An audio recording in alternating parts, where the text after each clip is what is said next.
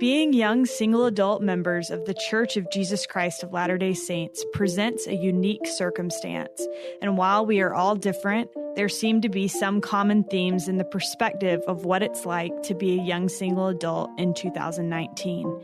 I'm Morgan Jones, a 29-year-old single member of the church, and I recently sat down with Mallory Everton, another 29-year-old single member of the church, to discuss being single in the church. Mallory Everton gained recognition as part of the original cast of the wildly popular BYUtv sketch comedy show Studio C. Along with her fellow original cast members, she is now working to develop and create content for JK Studios, a family-friendly comedy network. You're listening to All In, an LDS Living podcast where we ask the question, what does it mean to be all in the gospel of Jesus Christ?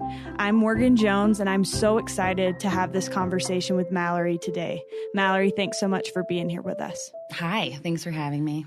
Well, I am excited to talk about something that is near and dear to my heart because I'm living it, which is being a young single adult in the church. I think that this is something where people they think of like two extremes. So one is this very glamorous, like I do what I want. I don't care about anybody else, which I think is an extreme. And then on the flip side, you have Mary Bailey and It's a Wonderful Life, like the lonely librarian walking out, and she just looks like her life is miserable. So for you, what does your life look like as a young single adult in the church? Yeah, I think that you're kind of nailing it. It's so interesting. People they make a lot of assumptions about single people. Obviously, people are always trying to figure out why you're single and what's going on there and all of that. But what is wrong with you? Exactly. What's wrong with you? Like some people coming up and point blank asking, why aren't you married? Yeah. Which is such a complicated question to answer. And very personal. Also, like you wouldn't ask people that about other things. I know. It's very interesting. But I think my life is basically just like everyone else's. Yeah. Which is, I think, one thing that I would love people to take away from this podcast. My life is complicated and sometimes exhausting and sometimes lonely. I think just like anybody, and sometimes super fulfilled and sometimes super overwhelming. I think there's this misconception that single people, if they're not married and if you don't have children, then you don't have anything. And that's really not how it works. I think everybody has emotional needs and like human connection needs. And when those doors close, other doors open. So I fill that time, like those human connection times, with my siblings or my nieces and nephews or my friends. And so you get to be closer to people in your life. So your life isn't like... It's like a trade-off. It's a trade-off. And I think a lot of people just picture all those doors slamming shut and you're alone by yourself in a room. That's not true at all. At least, hopefully, not true. I hope that people aren't sectioning themselves off in that way. What really happens is that other doors open instead, and you get to know your parents better, and you get to know your coworkers better, and you get to do these different social human connection things, but they're not that different from the experiences that married people have. I don't think so, at least. Yeah, no, I totally agree with you. I think it's interesting because I think just like everything else in life, we tend to create these like artificial barriers and think that we're all so different and we can't relate. But in reality, it's like if you would take the time to talk to me about something other than like over Christmas, I got frustrated because every holiday party that my family went to, people would say, "How's your job?" And I'm like, you're all talking to each other about all these different things. I could talk about those things too, you know? For and sure. so I think that we do ourselves a disservice when we focus on where we're different rather than where we're the same and where we can relate. The thing too that I feel like that the people aren't really thinking about is that there are just seasons in people's lives, and being single is something that I think people think it's a state that lasts forever, and maybe it is, and maybe it isn't, but people think the same thing about marriage, and maybe it is, and maybe it isn't. We're all in flux, all of us, all the time. And so everything could change. Yeah, everything could always change. So I'm just intrigued by all of it. That's all. Same. Well, and I think too, part of the, focusing on the fact that we feel like a minority is the result of, like, in primary, we never think about the possibility that we could not get married and have kids when we're in our early 20s, because that's what we are taught to want. And so I think there's got to be some kind of balance there. I think we maybe as a culture can do a better job of preparing people for that possibility. Yeah, I feel pretty lucky because I felt like I had a few really powerful single female examples in my church life in Portland. Yeah. So I felt really lucky because I think that I hopefully haven't struggled with being single as much as I could have if I didn't have them in my life. I had a Beehive leader who was also a teacher when I was a Laurel, who was single and was always she was like writing a book, and she had all of these like really cool exotic pets, and she would like take us on drives and we would get Jones soda, and she was just so cool, and she was really good at relating to us and talking to us. And I just remember thinking like that is an option. Not that it's, and that you can live your life happily, even if you don't fit the kind of Mormon mold. Right. And I also had a sister, she's my brother-in-law's sister, but she was just kind of your, beautiful, talented, hilarious, and very smart. She went to medical school. She just kind of kept living her life and kept getting better and better. And I think people kept thinking, this girl's amazing. What's wrong with everyone? Why isn't she married? Yes, exactly. And I growing up with somebody like that in my life and just thinking like, well, Katie Garvin is amazing. So that must mean that it doesn't have anything to do with whether or not you're amazing. So right. I think examples like that are super, super, super helpful. And yeah, I don't know. On my good days, I hope I can be an example like that. Yeah. And not just for young girls, but also for like all people. Just remember that being single doesn't mean that you're pathetic or that there's something wrong with you. Yeah. Well, I feel like I don't feel like I grew up with a ton of people that were in that life situation, but in the past few years, there have been people that are kind of like just a little bit older than me. And I've admired them so much in the way that they, like you said, like continue to live your life and become better and progress. And I've often thought like, I'd like to be like them. Another thought that I've had though, is that I hope when, for power of positive thinking, right? Like when I get married and move from this single stage, I hope that I remember what this felt like. Yes. Because I think that so many people, like, it's like they get married and they forget like that they were ever single and what that felt like. And so that's another thought that I've had. I do feel like there is a thing where it's like, oh, I remember what that was like. And the funny thing too is that a lot of people in our community were single for like 2 or 3 years, or maybe 5. Right. And, I'm going on like 11 years. And so, and I'm talking from 18 on, like eligible for marriage on. Right. And a lot of people don't spend that much time in that phase. So they're like, oh yeah, I went on 4 dates before I met my husband and it was awful. Like, I get it. I don't ever want to dismiss anyone's experience because everybody's is valid, but it's so interesting how people forget. And I also feel like this thing happens where they start setting you up with guys that they would never date. Right. Which I think is amazing. Yes. Yeah. Would you have dated this person? Well, it's just that they're single and you're single and you have that in common. You're nice and he's nice. Yes. I think you'd be a match. I go on so many blind dates. I have been set up so many times. I would say it's like the majority of my experience. So I thought you were going to say the majority of your existence. No, the majority of my existence, definitely not. But the majority of my dating experience has come out of blind dates, which is exhausting. But it's because of that thing where it's like, you're single. How is this possible? I know someone else who's single. You guys have, that's your defining characteristic, which I pray is not true. I would pray that before people think single, they're thinking other things like and I heard, fun, right, smart. I heard once where somebody said, nobody wants to be defined by something that they're not. Mm-hmm. So you don't want to be defined as being not married, define me as the things that I am, not by the things that I'm not. Yeah. Well, and I think one thing that I always appreciate, going back to what you said before about how long people are single is I always appreciate anybody's effort to be empathetic. Of course. And to try to understand that.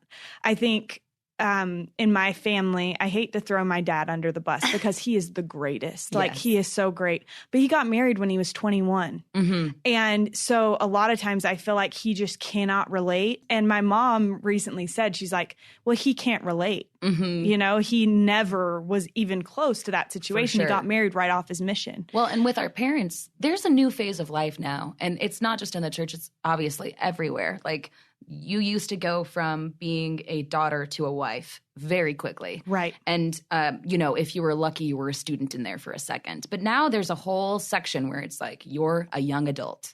And being a young adult means you're basically like, it's like the puberty of your adulthood. Right. It's a new thing that's happening. Well, and I think we need to do a better job at like preparing people for that and helping them embrace that period, because I do think you're right. I think it's like a new thing that people they're not used to. And the generation before us doesn't even know how to prepare us for it because they didn't experience it. Well, I think we would be like, the thing is that dating is changing and people are changing. I mean, some of it is technology, some of it's culture, but people are not dating the same way they used to. Right. It's very clear that people are not dating the way they did in the 70s, for example. So, and people aren't settling down at the same age. So, and then also, like, technology isolates us from each other in a lot of ways. We're less connected, even though we think we're connected. It's this weird, like, hollow connection in a lot of ways. Yeah.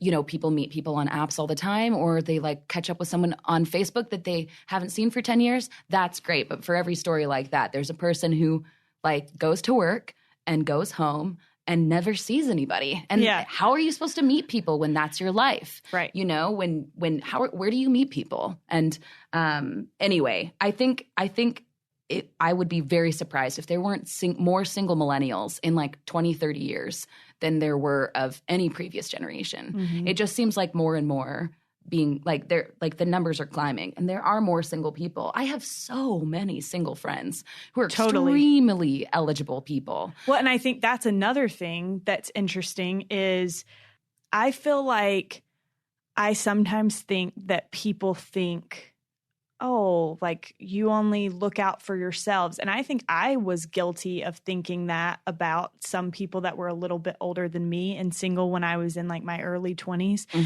But that has not been my experience at all. Like, my experience is we take care of each other. Yeah. And it's remarkable. Like, it's a neat thing to be a part of and to see how when you need something, you're sick, somebody brings you soup. Like, you need a ride somewhere, somebody gives you, like, you all give each other rides to the airport because you don't have a spouse to do that. And I think that it's kind of this interesting experience and something that I've been grateful for, to see how many great single people there are. Well, yeah. And that's the thing is if you, like I was saying before, if you don't create it with a husband and with kids, you create it with other people. Right. You don't have, you create a family elsewhere or whatever it is, like a close unit of basically a support system. You know, you don't have anywhere to go for Thanksgiving. Welcome Friendsgiving. It's a whole new thing, and it's happening everywhere in the world. Yeah. Well, in America. Yeah. Where they celebrate Thanksgiving. International listeners. International Friendsgiving in Dubai, in Manchester, England. Whatever. It's a beautiful thing. And I think going back again to like people's effort to understand. I've had two friends recently. One was my college roommate, and she got married right out of college. And we were having a conversation, and she said, she like stopped in the middle of the conversation and just said, I'm trying to be empathetic. And she's like, I know that I don't understand. And she's like, but I really am trying. And like, for me, I was like, thank you. You know, that means so much to me in a situation where sometimes I'm like, I don't think anybody understands outside of the people that are in it, you know? For sure. And then another recent conversation, I was going home for Christmas and I was talking to a friend that's married and has kids and everything in the airport on the phone. And she said, I hope you enjoy this time with your family. She's like, I know that like I probably don't understand what it's like to be in your situation, but I also think like what a cool blessing to be able to go home and spend time with your siblings, you know? And I was like, thanks. I really, really appreciated it. And so I think sometimes like we give people a bad rap for their inability to relate, but in reality, like there are people that are trying so hard. Yes. And I think you gotta give a shout out to those people and be grateful. And honestly, be as understanding as possible always. I mean, I think we're definitely in our current American culture getting a little trigger happy about like hoisting people up for every single mistake they make. So I think looking for every reason to be offended. Like absolutely every reason to say that this person is somehow like marginalizing single people or single women or whatever it is. But I think most people are trying their best and always just feel like I feel like I have grown more resilient from a lot of the things that people ask and say, and you know, about things that are very personal. I mean, all that stuff I think helps with building resilience, but I think it also helps you build understanding. You know, everybody is just trying to do their best. And when you're kind of like the person who's in the seat who could potentially get offended, you have all this power to be actually just to have choose some compassion. Not to be. Absolutely. And remember that everyone, their situation is different from yours, just the way like you can't totally relate to all of their like grief and pain and problems and joy. And, you know, we're just trying to relate to each other. So, well, and that's something too that I've thought about recently, like how can I better try to understand like my young mother friends? I know. I feel like I try so hard. The closest I can get is that I know what it's like to be super sleep deprived. And need to function at all. Right. Or to try and take care of yourself, like when you've got too many things that you're juggling. But yeah, it is a stretch. Like I don't totally understand. I know nursing is awful. Like I know it's awful. I know that pumping is a very painful thing. You know, like all these things I'm learning about motherhood. I've but tested it out. I know all this stuff. Sleep trainings. You got to fervorize. I feel like I have been around my sisters and girlfriends for long enough to like by osmosis learn some stuff, but man alive. Yeah, I've tried to just pick up as much as I can from like watching my little sister become a mom because I'm like, this is an advantage.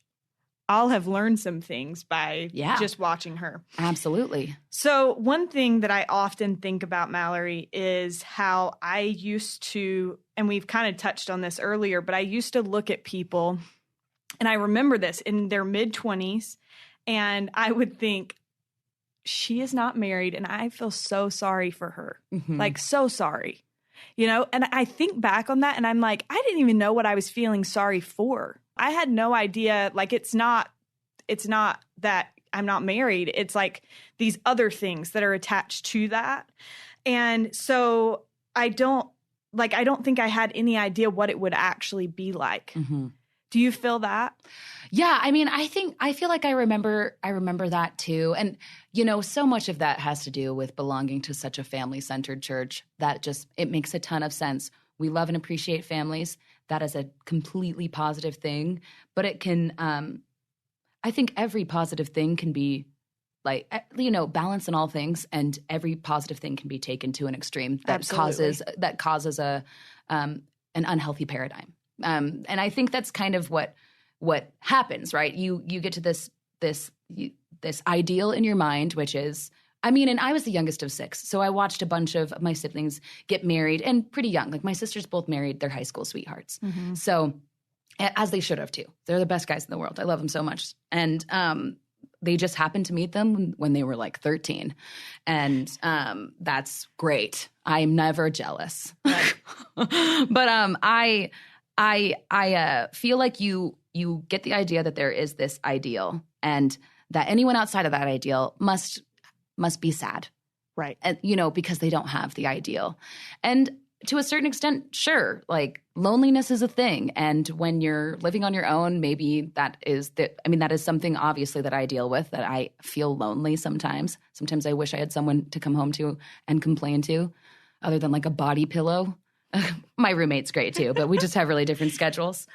But I think it's all really just about perception. And I think that it's in our power to change. Yes. I think that it's within our power to change the perception that any life is ideal because everyone is having a hard time. And I think that's one of the dangers, right? When you say marriage is the ideal, when I'm married, I'll finally be happy, you are setting yourself up for disappointment. Like I'm so grateful for a lot of the things that I have been learning as just an adult woman who has just had to do things on her own, but also had to learn like, wow, I really think that if I got married when I was 20, I would have been getting married because I needed someone to think I was great because I didn't think I was great.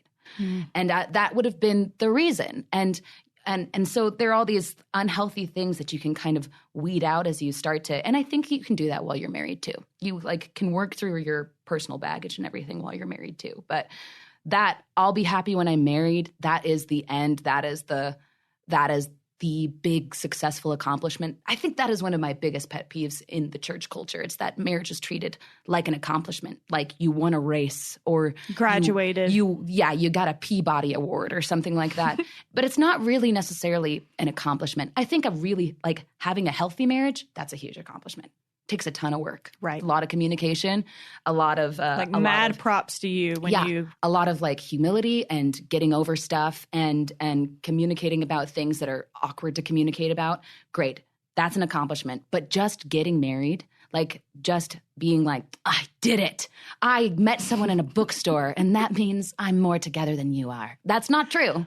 That's not true. It's not an accomplishment. It's just a circumstance. Hopefully a happy one, but it could be an unhappy one too. Just the way being single. It's a circumstance. It's really not anything about you. It is the path you're on. And I think the more that we can kind of speak up in the culture and try and kind of work those kinds of things, and people who have felt outside the norm, which I think most people do. Yeah. Like, I don't care if you fit like the perfect Mormon standard. You probably feel outside the norm in one way, if not 100 ways. And we need to continue to be genuine and authentic about that stuff as we talk together in our community. Yeah, I'm with you 100%. I think it's interesting. One thing that I was talking yesterday, so my boss here at LDS Living is also single, and we were having a conversation about how this idea of like, this is a necessary experience for you. Like, this is something that maybe you needed it to be ready for marriage. And she's like, I firmly reject that because she's like, and I said it, that's true, because I look at like my little sister just got married. She's 21 and she just got married. And I'm like, you cannot tell me that she was more ready for marriage than I am. Yeah.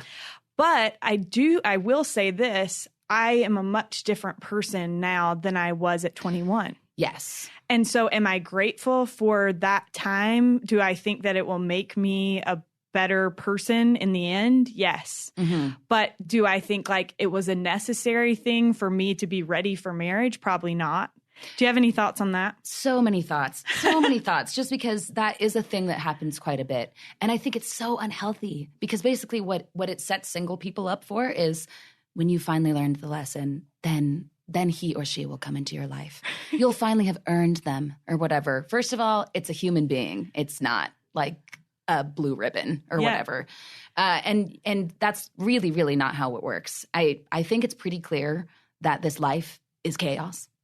And I think that making sense of stuff like that by saying, oh, I didn't learn the lesson that I needed to learn and it's my fault is so unhealthy, Well, and so much of it is at the mercy of someone else's agency. You can't do that. You're giving up all of the power and control you have to be happy with your life. And instead just saying, have I learned it yet? Have I learned it yet? Like every single day. Yeah. But I completely agree with you. Being grateful for the experiences that I've had as a single person is not the same thing as thinking, oh, maybe that's why.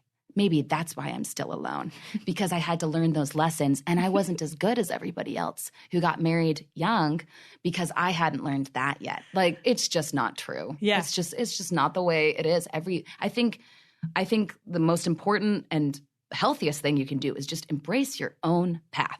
Like, your path is different. Everyone's path is different. Stop trying to make it look like someone else's, because a weird cobbled together version of your next door neighbor's path will be so much less fun than your own path. Do your own path, you know, and it's not your fault. Nothing is your fault. There's nothing wrong with you. Yeah. Like, I can't say that enough.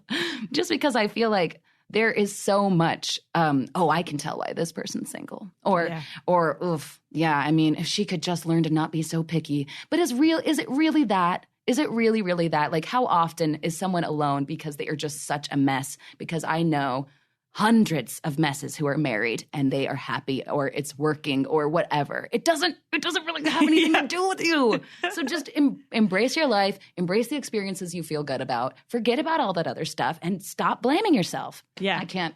Well, I'm over here like, preach. No, but it's true. And I had an interesting thing happen like a year ago. I had gone through a tough breakup, and I was working in the temple at the time.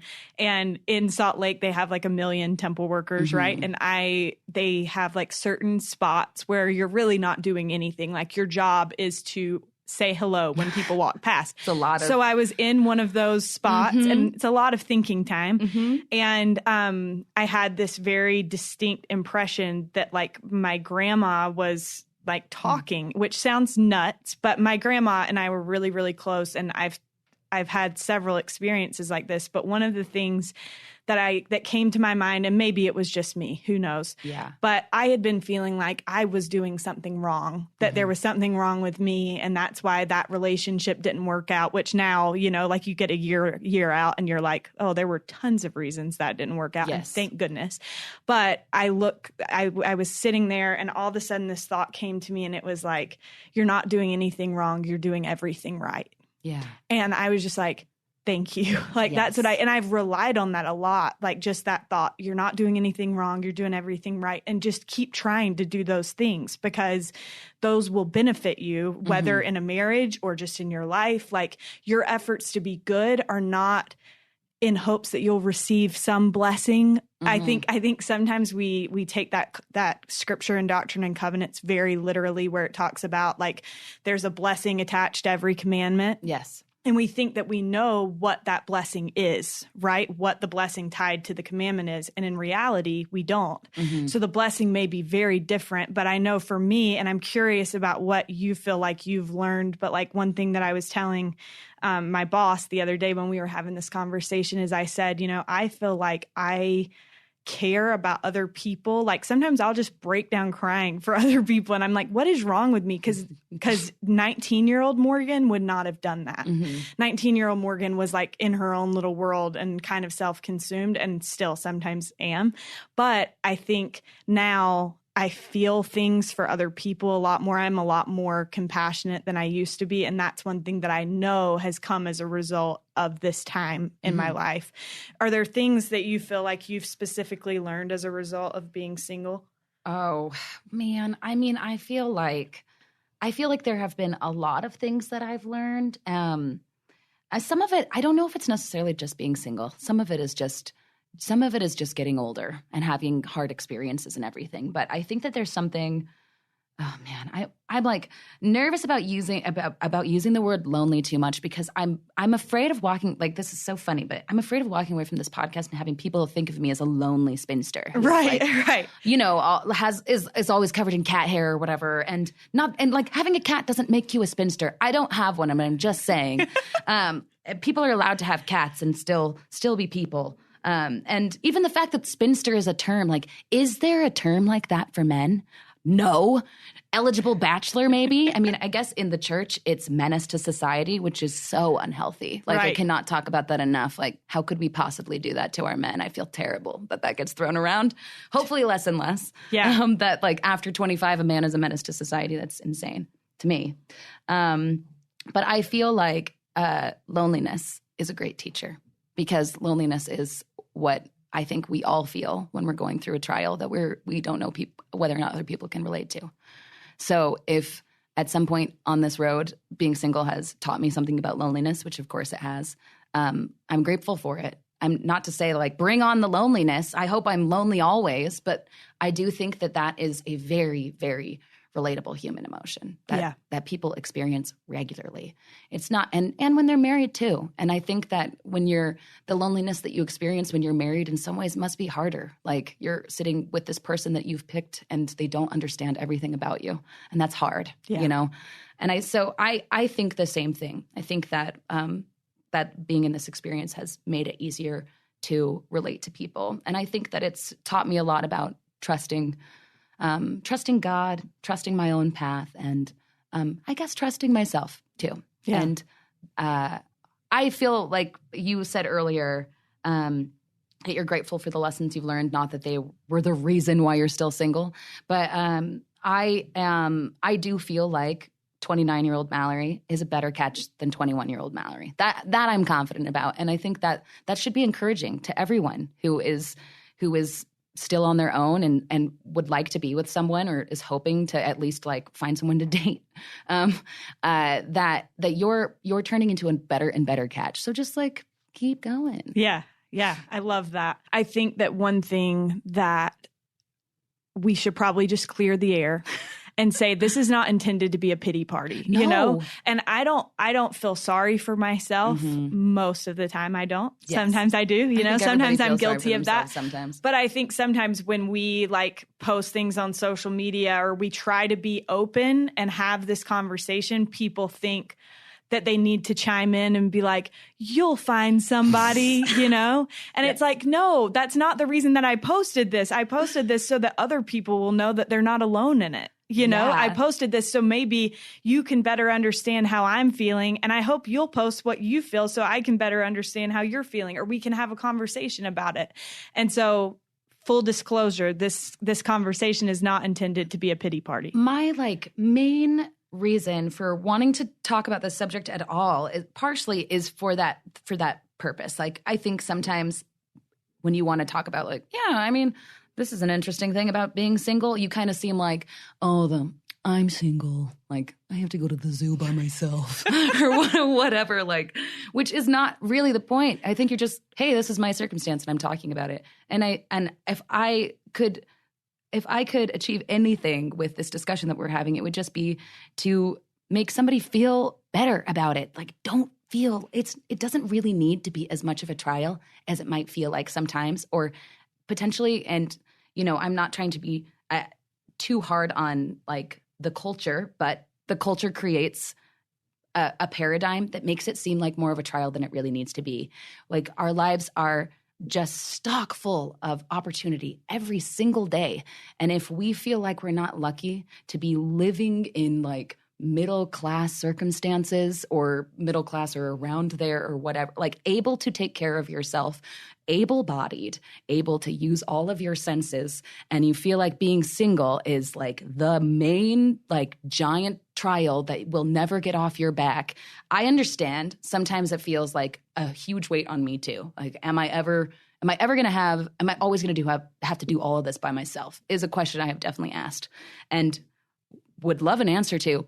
But at the same time, like if I don't take advantage of every single day that I have, I think that I'm going to regret that. I think in 10 years, I'm going to think, man, I was so young and I had all of this like energy and potential and I had all those great friends. And I spent some of my days really sad because I was alone. And that is such a waste. Yeah, yeah. It's such a waste. My cousin got married in her late 20s, and she said that it was so interesting because she's like, the moment that her now husband proposed, the first thought that went through her mind was, I wish that I had enjoyed more being single and that I hadn't been stressed out about it. That's haunting. Yeah.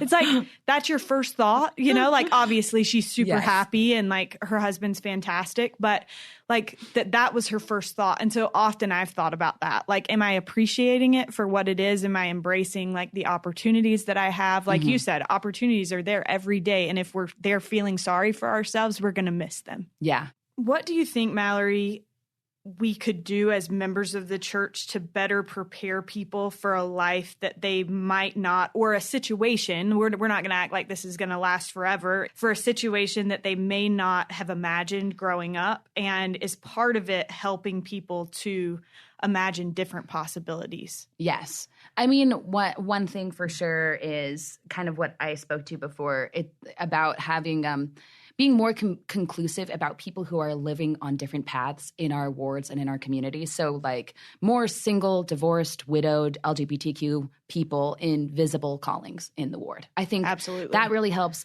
And then, but honestly, and I think that is extremely valuable.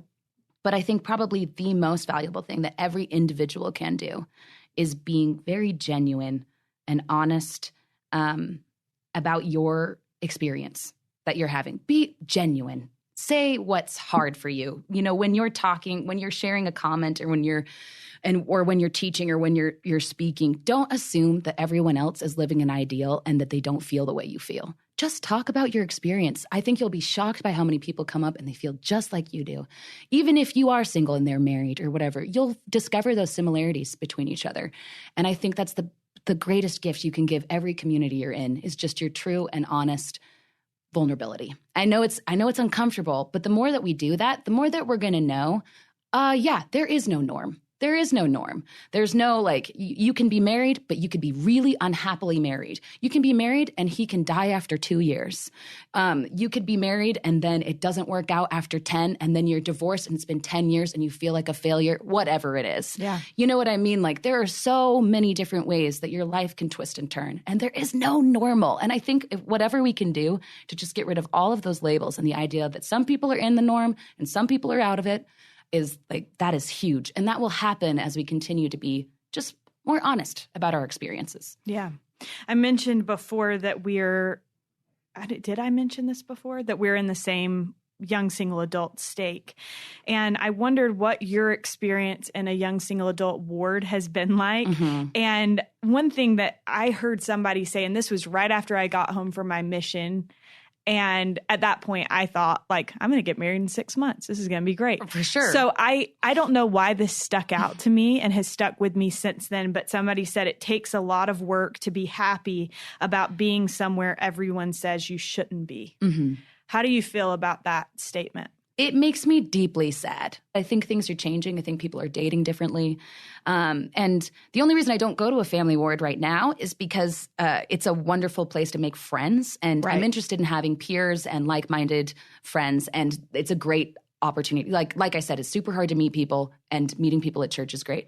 It's hard not to feel like you're sort of corralled into a community that you're allowed to, quote unquote, graduate from once you've, quote unquote, succeeded, unless you turn 31 and then we give up on you because we assume that you failed. To me, it's like there are so many things about like that. I'm 29, so I have like a year and a half left, for example. So it's like I'm expiring as a woman. Yeah. And there's something really, really unfortunate about that. And I don't think anyone is intending that, but that is happening. I would love for that to be one of President Nelson's many changes. Just because it is one of those things that I feel like is communicating so many unhealthy things. It's right. Really not helping our single community. Like, I went to a mid-singles ward a couple months ago because I went with a friend who is a little older, and she's amazing. And she brought me to this ward, and there were like 700 people in there. Yeah. Like, it was like a huge, giant, like, room full of single people. And I just thought, one part of me was like, this is amazing. All of these people are wanting to find somebody. But at the same time, I was like, all of these people are just shoved into this giant room together. Like, why are we just not in the community? And how much could they be contributing? And how much could they be contributing on people like you and I, who are going to grow up and be single? Right. Like, we need more single people in our community. We need, like, more people reminding everyone that there's not just one way to live. Why do you think that personal revelation is important? That's something, I think it's interesting how President Nelson has taught so much about that, about the importance of receiving personal revelation. And I have felt like that is particularly important for me as a young single adult, to recognize how the Lord communicates with me. Yeah. How have you seen that? I think it's valuable for absolutely everyone, and I think that I've definitely been in situations before where people I have trusted have said, like, really nice, hopeful things about. I'm sure you can relate to this, but Mallory, you're so beautiful, or you're so talented, or you're so fun. Like, you're definitely going to get married. I'm not worried about you. I'm worried about other people, but I don't worry about you, or whatever. I've had people say things like that to me, and the thing is that they might be wrong. And so as far as personal revelation goes, like, you're really the only person who can figure out your own path. And there are people who are like, oh, that girl's so great, she deserves marriage or whatever. It's like, that's great. But there are a lot of amazing women throughout history and men throughout history who had partners for a brief time, but spent a lot of their lives alone. And we don't need to be sad about it. We can enjoy it. There's a lot to enjoy. And so I feel like you need to be kind of the master of your own plan. It's you and God. And if you don't believe in God, then it's you and whatever you do believe in. And I feel like you've got to figure out that out yourself, because everyone else is they're just like kind of guessing, and you're the only person who really has the reins.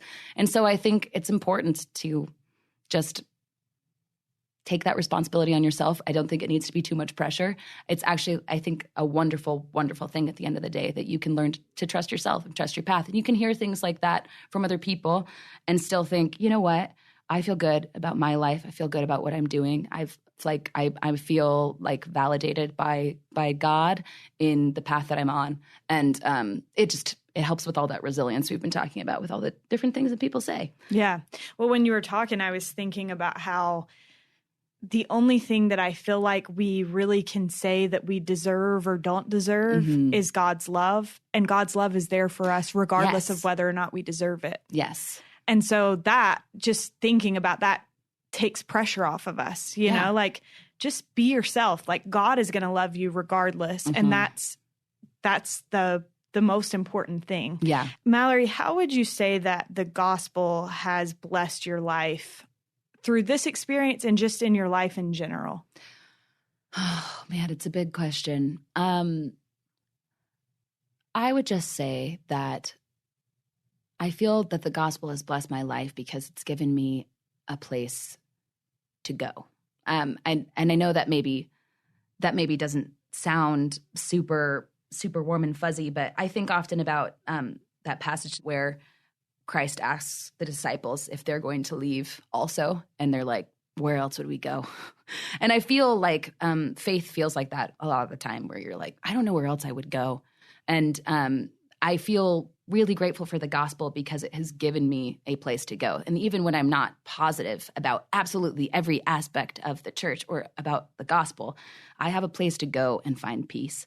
And I think that has been extremely valuable in my life, just to be able to go somewhere, to go to church, to go to my scriptures, to get on my knees and be able to find peace and kind of find that like faithful center where I can feel like everything is going to be okay. And I think, that's a very like basic way of talking about faith, but I feel like that is at the root of it for me, that it's the place that I go for peace. And peace is the only way to get through the day for me. And so I feel like I'm grateful for the gospel because it has gotten me through the worst days of my life.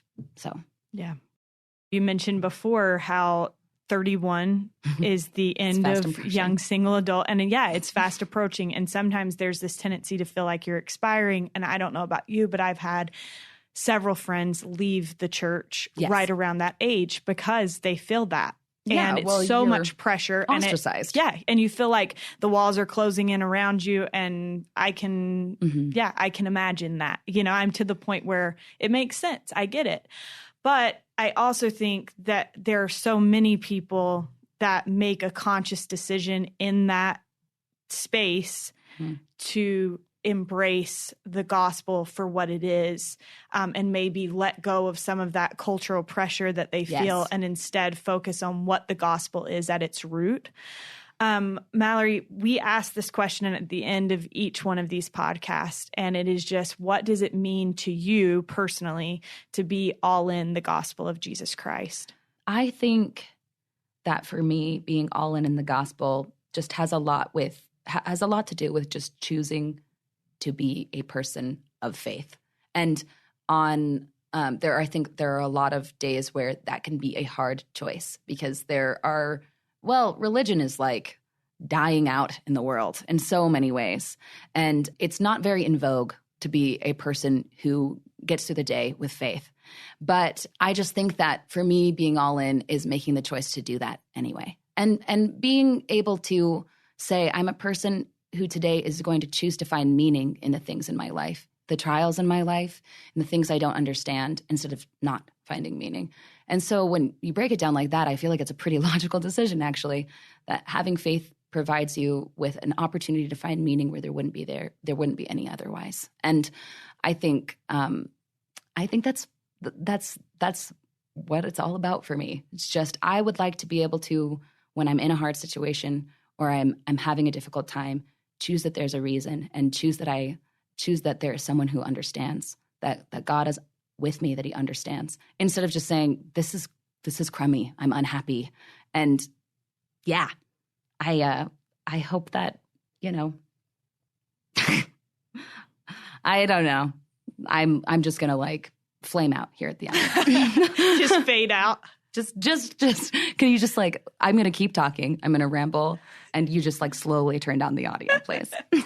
Well, thank you so much. I think that was beautiful. And I think that you have provided so many great thoughts. So thank you so much for You're welcome. being here with us. A big shout out to Mallory for joining us on this week's episode of All In. Don't forget to check out JK Studios on YouTube for the latest in what Mallory's working on. And for more episodes of All In, visit www.ldsliving.com/allin. Lastly, if you have enjoyed this podcast thus far, please leave us a rating or review on iTunes and don't forget to subscribe. Thank you.